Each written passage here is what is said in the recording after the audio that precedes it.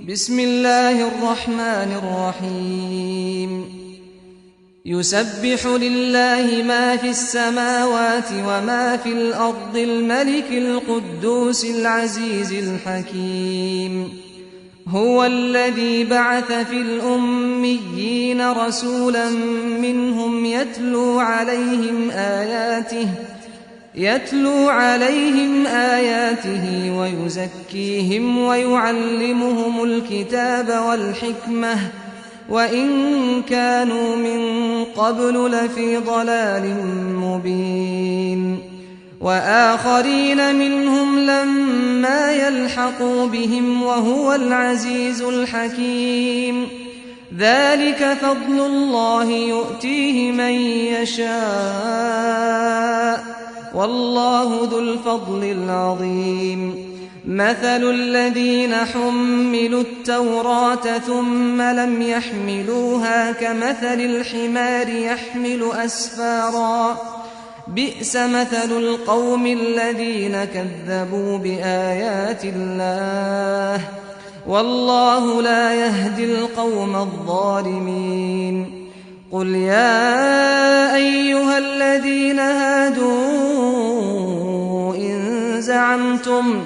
إن زعمتم أنكم أولياء لله من دون الناس فتمنوا الموت إن كنتم صادقين ولا يتمنونه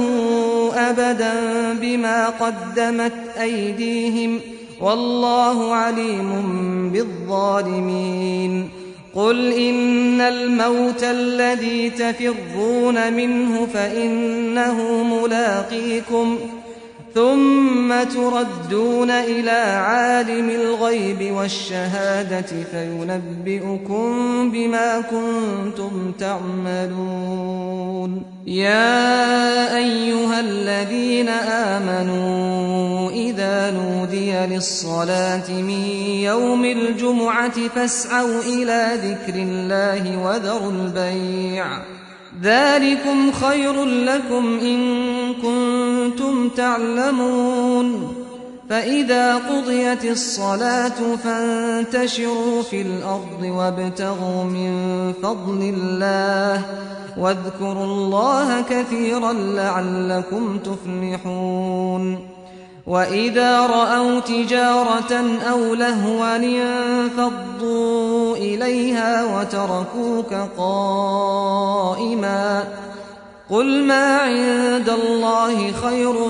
من اللهو ومن التجارة والله خير الرازقين